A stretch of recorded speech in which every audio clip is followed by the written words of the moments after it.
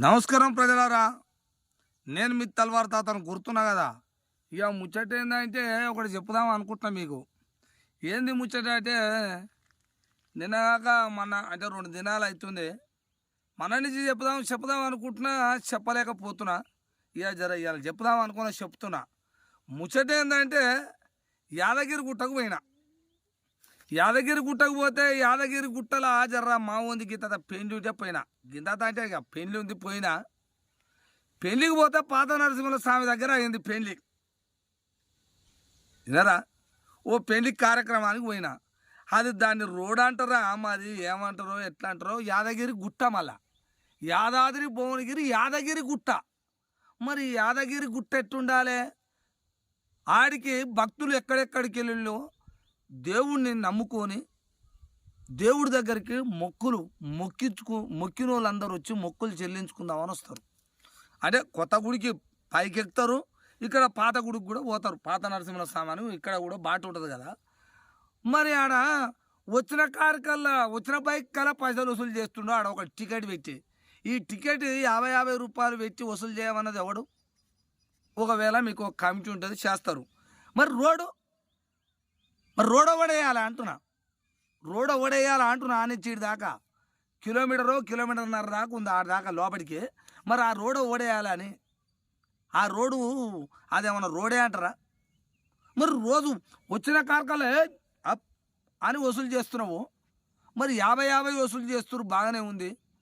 బస్సులు వస్తే బస్సులకు, డీసీఎంలు వస్తే డీసీఎంలకు 100, 50 ఇట్లా వసూలు చేస్తున్నారు. మరి రోడ్ ఎందుకు వేయలేదని నేను అడగాలనుకున్నా. అంతే కదా. ఇది ఎవడు అడుగుతలేడా? అది రోడ్ అంటారా, పాడంటారా? మరి ఆ టౌన్కు యాదగిరి గుట్టకు ఒక సెక్రటరా, లేకపోతే అధ్యక్షుడా, ఏదో ఒకటి ఉంటాయి కదా. మరి అలాంటి వాళ్ళు వాళ్ళని లేరా?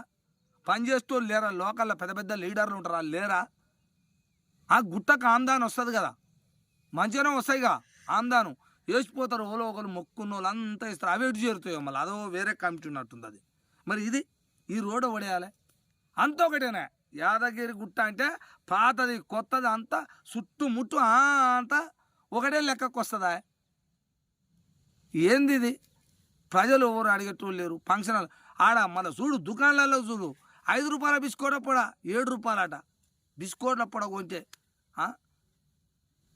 ఏది కొన్నా రూపాయి చాక్లెట్ 2 రూపాయల కోటట. ఇంత ఆత్రగానమానే ప్రజలు ఏదో భక్తి పోతారు. ఏం వసూళ్ళు అవి? ఏమన్నా అర్థం పర్థం ఉందా? రూపాయి చాక్లెట్ 2 రూపాయలు అమ్ముడింది, 5 రూపాయలది 7 రూపాయలకు అమ్ముడింది, 10 రూపాయలది 15 రూపాయలకు అమ్ముడింది. ఏం రేట్లు, ఏం కథ? ఆ రోడ్లు బాగలేవు, వాడు పైసలు వసూలు చేసుడు. ఎవడో పేదోడు పోతాడు, కొంచెం కట్టుకొని పోతాడు పైసలు. ఏం కావాలి పరిస్థితి? అందుకనే ప్రజలారా, మీరు కూడా పోయినోళ్ళు ఏమైనా ఇబ్బందులు పడ్డోళ్ళు ఆడికి గుట్టకాడికి పోయి, ఇంకా గుట్ట మీదకి ఎక్కిస్తారట 500 బండికి, కారు ఎక్కినా ఏదెక్కినా. గిటవంటి లెక్కలు ఉన్నాయి. మొత్తం వసూళ్ళే.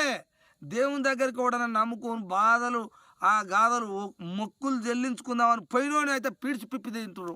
మరి ఇది ఎంతవరకు కరెక్టో ఎట్ట కరెక్టో? ఇక మీరే పోయినోళ్ళు బాధలు పడ్డోళ్ళు జర కిందంగా చెప్పురు, నాయన ఇది కరెక్టా, లేకపోతే ఇది కరెక్టే కానీ నువ్వే తప్పు మాట్లాడుతున్నావు తాత అని నాకన్నా చెప్పురు. ఇక మళ్ళీ నేను మాట్లాడు ఇట్లా చేసి చంపాలని వేసుకుంటా. మరి ఏం చేస్తా? గిటవంటి దౌర్భాగ్యానికి గురైన తెలంగాణ రాష్ట్రంలో దేవుళ్ళ కాడికి పోతే పైసలు వసూలు చేసుడు. ఇది ఏమంటారో నాకు అర్థమవుతలేదయ్యా. ఏ కాలంలో బతున్నారో మనం.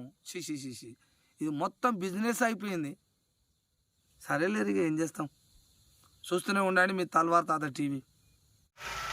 ఇది రోడ్ అయ్యా, పాత నరసింహ స్వామి దగ్గరికి పోయేది రోడ్డు.